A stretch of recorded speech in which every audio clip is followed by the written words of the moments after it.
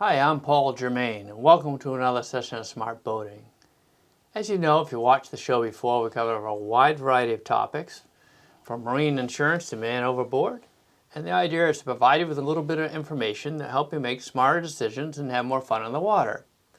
Today's show is going to be a little bit different. We're going to go off into another part of the marine industry, and that's collectible model boats. And joining us on a kind of an interesting journey today here is Fred Clausen.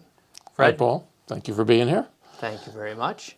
We got a really interesting show here today, but before we get into it, can you share with people a little bit about your model boat collecting background? I've always been a collector of many different things, trains, toys, boats. I still have some of my first original engines when I was a kid, and you'll see them later. Mm-hmm. And now I'm doing boats full-time rather than the toy cars, so this is my hobby. Okay, all right. Well, you've got the right experience for the show, so why don't we get right into it. We've got an interesting boat here on display. It looks like it's got kind of a convertible top on it. Yes, what we're doing on this show is to kind of concentrate on the outboard engines as the main theme, and the boats are kind of secondary this time. Okay. But the two engines that are attached to that are twin Flarecraft engines. They're all plastic, made in Japan. But the boat, Paul is right, that you flip the top up and you got the convertible top. It's an all-wood boat. It's 12 inches long and it runs on 2C batteries. So it goes along at a reasonable clip. It has nice blue fins on the back, too. That's interesting. Yeah, so it's got the twins there, and I'm guessing those are like late 1950s, early Somewhere 60s. Somewhere around there, yeah, probably 40 horse, some 35, 40 horse. Yeah.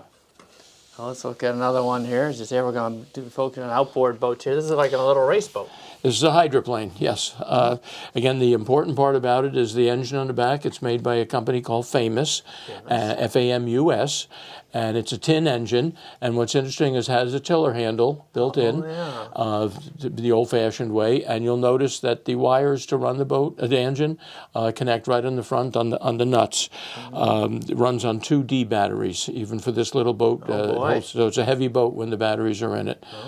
This has not been restored. It's been cleaned up, but it has not been really restored. Okay, and I don't know how much horsepower that would be. 20, 30 horse. Yeah, something like that. It's probably all you need for a small boat like that, a real one. Right. Yeah. That's right. All right, now this is another outboard boat. It's got a red and yellow theme, and it's got a pretty good-sized motor on the back here. Yes, this is an all-plastic boat. Most of the ones we show are wood, but this one is plastic, and it was made by a company called AHM, which did a lot in trains, but they got into boats. It's 12 inches, and it's called the Dolphin boat, and the engine, the Super Dolphin boat, and the engine is the Dolphin engine. It's got the tiller handle, and it's got a pull string on it for looks. It does have the fins.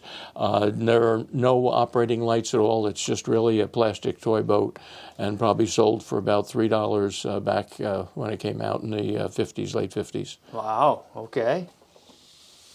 Now this is obviously a racing boat here, and this has got, does it have a tiller on it as well, or is it supposed to be for the steering wheel? No, this for a steering wheel, and best I can tell, this is not original boat and motor combination together. The box does show an Evinrude blue big twin on it. Oh, okay. The motor is made by Knickerbocker.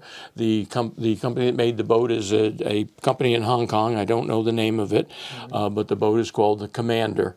And it's got the on and off switch in the front, no tiller handle. And it is about, 12 inches, I believe, long. This is a boat you could have fun with in a lake or something, right? Yep. Yeah. This has been fully stripped of all ornamentation, the windshield, the lights, the railings. Again, the key on this one is the engine. It's made by Famous also, and it does say Famous on the top circle there. Oh, yeah. Unusual.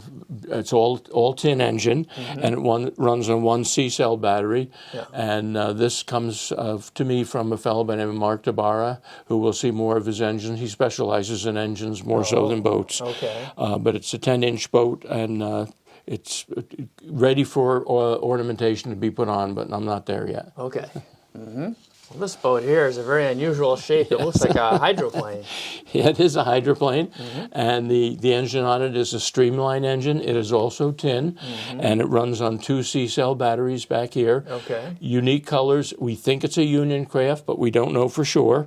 It has the sponson fins on the side, which again are appealing to me. Right. And in the front, it's got a little lever for the on and off switch, and it does say streamline in the metal piece on the side. And I've had that probably for about 15 years now.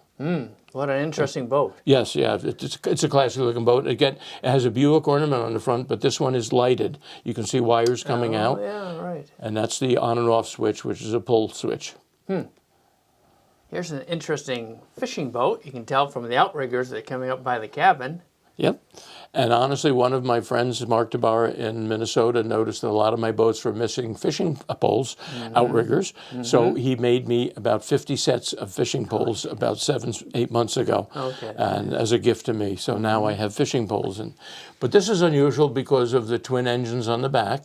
They are Landcraft, and I figure out that they are a repaint, but they're a great repaint because the lettering where it says Landcraft on the boat was done in silver.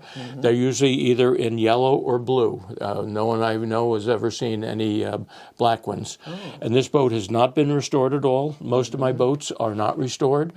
This one still has stains and has not been cleaned up at all. It's the same condition I got it. Yeah, so those twins, I don't know what size they are. They look about 40, 50 horsepower on a regular engine. This boat is a little, I don't know, a little simpler perhaps in design. The engine's a little brighter. Well, when I bought it on eBay, the guy had advertised it as an ITO boat and an ITO motor. And I don't think there either because that was to get the pricing, but it was an unusual boat and motor. From what I've determined, talking to a couple of friends, the outboard is called a Brownie. And we're not sure if it's a repaint or not because some of the other Brownies have only the yellow going down to a certain point and then it's gray.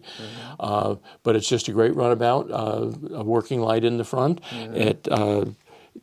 It's a, with the fins, it makes it an unusual boat for me. I see. And again, it's important because it's an outboard. Yes, an outboard, yes. Of course, outboards are very popular these days. You see 300, 600 horsepower. This guy here probably looks more like a 40 horsepower, something like that.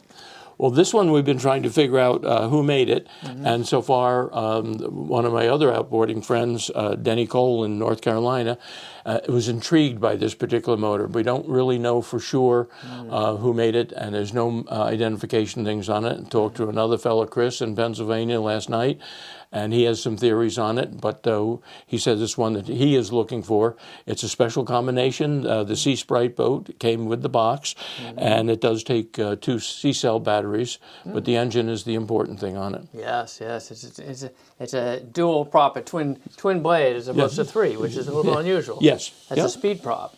That's designed for speed. Now, this looks like it's designed for speed as well. Yes, this is designed for speed. This was done for me by Mark Tabarra in Minnesota, and it's kind of a basic boat. It was a kit, and I believe the batteries just go into the center section there, but it's a Scott Atwater engine on the back, which is a 1957 40-horse model, and it's made by K&O, which is the best manufacturer of the boat engines. It's all die-cast metal, and got it from Mark probably back in 2008, 2009, and I couldn't get it running, so I'm going to have to have Mark do some more work on it. But it's the only Scott Atwater probably that I'll have because they are so expensive. They're pretty rare, If you haven't been in boating a while, you won't even recognize the name. The name, yes. They were popular back in the 60s. Yeah. This is a nice looking boat, a lot of bright work, and it looks like again a mid-sized motor on it. Yeah, it also is a K&O. It's a Cyclone, and I got it in about 2 months ago from a purchase on eBay, and the motor was in 4 pieces. And I sent my friend Mark a picture of it and asked what he could do, and he said he can do most anything to it. He put it back together, painted all the white, didn't touch the blue, so it's the original blue. But he's still looking for an on and off switch, so when you hook it up to the batteries, it just runs. I see. He tried to build one, and it didn't work. So he wants me to find one. He'll work on it again. And but it's the boat has not been touched up. It still needs some work, but it's a great runabout. Don't really know who made it. Yeah, it's a pretty boat. And this is a race boat again, and it's got a... It looks like maybe it's a smaller race boat because it's got a modest engine on it. Yes. The engine is made by IMP, which is International Model Products, and this has gone through quite a few different owners. It started out, from what I understand, with a guy by the name of Roy Fuller, and then went to John Guest, and then came to me. Wow. It has been restored, not by me, but by the other two people, and it's a tin cowling and a die-cast lower unit, which makes it unusual, and it has the nuts on the front where you hook the wires to, and it runs on 2 C-cell batteries, and it has the on and off switch right in the front. But it's a neat hydroplane with a good... It was started about 20 years ago on the restoration process, and now it'll sit with me as is. Right. Model boats come in a variety of configurations and colors, and this color scheme here for this one looks like the Pink Panther. Yeah, I agree with you, but it's a classy looking boat. This one was fully restored by John Guest, and it's one of the few outboard boats that he's restored. Most of the boats he does are inboard, and you can tell by the sheen on the paint that it's an absolutely perfect restoration job. And what's interesting is the outboard is, as you can see, it's called Speed King, and it's made by Aristocraft, a very popular engine. They also made Aristocraft boats. It runs on 2 C-cell batteries, and it's similar to an engine that's called the Water Sprite. Just the Water Sprite is different colors. Okay. And but John has called this boat the Splish Splash, and he's put the name on the transom. But it's one of my favorite boats. The colors are just outstanding to me, and I'll nickname it the Pink Panther from now on. All right. All right. Well, this one's a little deeper shade of red, just like a lipstick red almost, with the twins on it. Yes, this is a fleet line. It's called the Twin Whiz. And you can see on the engines, they're made by K&O, but they're tin. They have the tiller handles on them. Yes. And this exact same engine was made in a die-cast version, but the two tin ones were made to go on the Twin Whiz. And this is probably my best eBay find ever. And I paid back in 2016 $55 for the whole thing, including shipping. And it's probably worth in excess of $400. Is that right? Yeah. I did it on a buy it now, and I got lucky on it, and it's very unusual because of the motors. They're Mercury 22 horses. They're 1959 Mercuries. And my friend Mark tells me it runs on a spring shaft down to the propeller, which was a change for K&O going from the all die-cast metals into the tin. But it's very special because of the price, but also the boat and the motors. My brother had a boat with those motors on it. A single one, Single one, okay. This is a cabin cruiser. I got to push the cabin back, sorry. This is a wooden boat. It's the Ranger, made by Fleet Line, and it has a special engine on it. It's all plastic, but it looks like the 50s with the fins. It's called the Clipper. We're not sure who made it. There's a name on the box, but it doesn't make any sense to me. So, but it's... I got it from my friend Mark back in 2005, so it's been around a while. The boat has not been restored. A lot of the engines, you can see there's a glue seam there. It's been taken apart, and somebody tried to put it back together, and they're never the same once they're taken apart. So this, I doubt it'll ever work, but it's on there for looks, and it's just a very unusual motor. Right. This is a substantial boat here. It has a model, and it has a substantial engine to it. It is. It's a boat made by Landcraft. It's all plastic. It's a wooden deck. I shouldn't say all plastic. It's a special engine because it's the Super Zoom engine, and I hope to have one at the end of the show running. This one does not run, but it makes a very special sound, and it runs on 2 D-cell batteries. So a very light plastic boat with 2 D-cell batteries. It does clip along. And the motor also came in black. But this is, again, you can see the seam where it had been tried to be glued back together. But the boat is a nice condition boat, and I think I originally bought it back in 2004 because of having the motor. That was probably my first Super Zoom motor. Another small cruiser. Looks like a fishing outfit. It's got the outriggers on it. It's got a convertible top. Keeps you out of the sun. Actually, it's the exact same boat as the one we just looked at. It does a different color cabin on it, and they did that to give variations and to interest kids who like different colors. But I wanted to show this because this has not been cleaned up at all. It's extremely dirty, and the outboard, which is a Landcraft, is extremely dirty, has not been tested. But this has the outriggers, the fishing outriggers. These came original on the boat, different than the ones that Mark had made for me. Oh, yeah. But 15.5 inches, all plastic hull, wooden deck. You can see the rope twirled around the front. Oh, yeah. And hopefully the lights will work, but all these parts need to be dipped and cleaned. The step plates are unusual because they have red insets in them. And it's just a fun boat. And I bought it in 2021, and I got it really because of the difference in the cabin colors. Oh, yeah. It looks like an old Mercury. That's a copy of an old Mercury. Yep. Yep. This is a repaint. This is an ITO, and it's a good repaint. It's not a great repaint. I don't know who did it. I bought it as a package. But I lost my place card here, to be honest, so let me just see if I can. I don't have the actual. Oh, yes. This is the engine was made by the IMP Products Company again. Yes. And was marketed over in Japan by a company called WICO. Okay. And it's a lot. They made also boats, and they usually sold the engines with the boats. This is different because it's an ITO boat and has the ITO label on the inside. Yeah. But it's I think it's about 15.5 inches long, but it's one of the few ITO hydroplanes around. But the engine has the nuts in the front, and it also has a fixed tiller handle, probably can't be seen on camera, that makes it a nice looking engine. All right, yeah. That must go right along. Yes, moves. Yeah. Well, you know, it was important for model boats to be able to have good visibility at night as well as the full-size boats, and I can see the model boat we have queued up here has a giant spotlight on the top. Yes, the largest spotlight they make for toy boats. It's an ITO boat, according to the label inside. I have my doubts that it is a true ITO, but it'll get verified someday. It looks like it could have been peeled off another boat and put on. Somebody restored it and did a beautiful job restoring it. It's unusual, again, because it's an ITO outboard. And the motor itself is made by Aristocraft, and it's got the screw nuts on the front that where you hook the wires to. It's got the gear shift in the back here. And I like the fact that it kind of has the wings out the back of the engine. Right, yeah. Makes it unusual. Yeah. And it runs on 2 D-cell batteries, so it's again, a little bit on the heavy side because it's a sturdy wood boat. But it's 15.5 inches long. So I really like the look of it. I think that it's done with classic colors and the classic design. It's got a nice balance to it. Yes. Yep. Now we're back to Fleetline, which this is the Fleetline Dolphin, which was a very common boat made back in the 60s, and they came in different shades of color on the deck.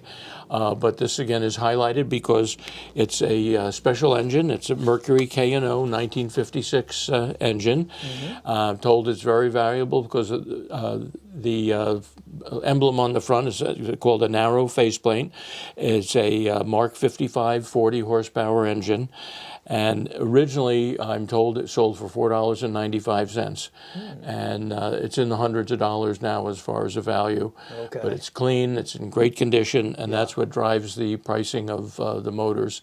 And even more collectible than the boats is the motors. Really? Because they take less space, and you'll see in a few minutes there'll be more designs, but K&O made the best ones, and some people that just buy the rig just to get the motor on it. Is that right? So, yeah. Yep. Well, you can tell it's in my opinion, it's an emulation of a Mercury because this is the type of color that they used back in that day. It was popular Mercury design because they made it in 3 additional colors also, so it gave people some variations on it based on what their boat color was. I see.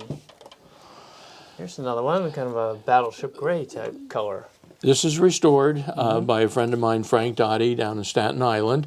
He's very creative. He built his own windshield on this, and it's a small boat, and nothing fancy about the boat. The engine is, we're showing it because it's a Johnson Seahorse, but that's what the new engines have come to. They're plastic, they're one piece. You don't have to worry about the regluing on the plastic, but it's just a nice restoration job and kind of unusual. Yes, yeah, that's a sharp boat. Well, here's a older engine here. Looks like it's hooked up to a fuel pump. Yeah. Now, of course, I got my cards mixed up here, so I have to find the right one. It looks like about a 1960 or so. Yes. No, I don't have my card on it. It's a 40 horsepower Johnson, and it's one of the most rare ones out there. The production numbers were very low on it. It's a die-cast engine, very popular. They also made a plastic version of it, which sold more, but is nowhere near as collectible. Oh, yeah. And it's on a very unique handmade stand by that friend of mine, Mark Tabara.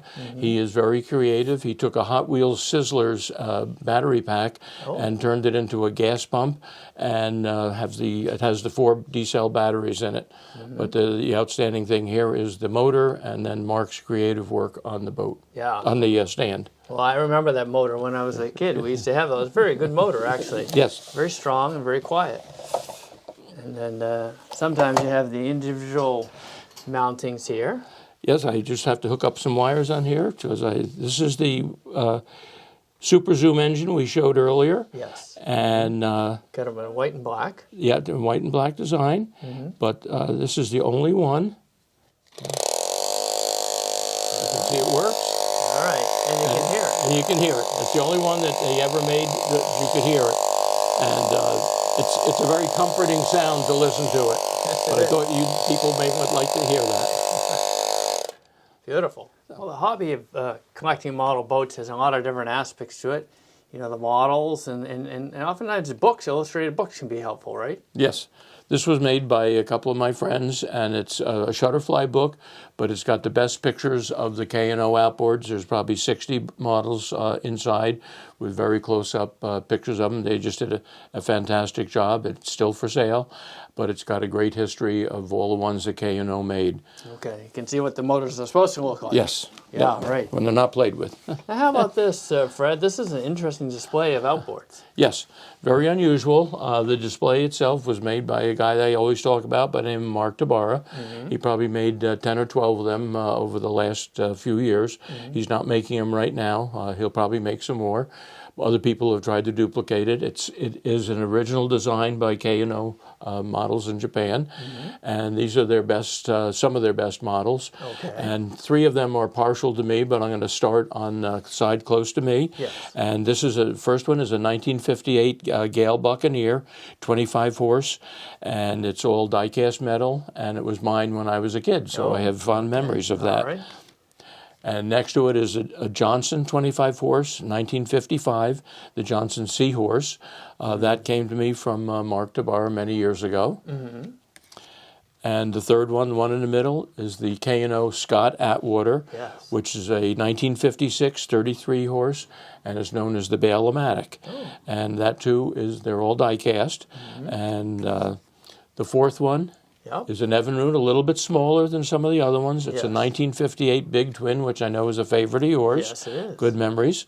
35 horse, dark blue, and that also was mine when I was a child. Okay.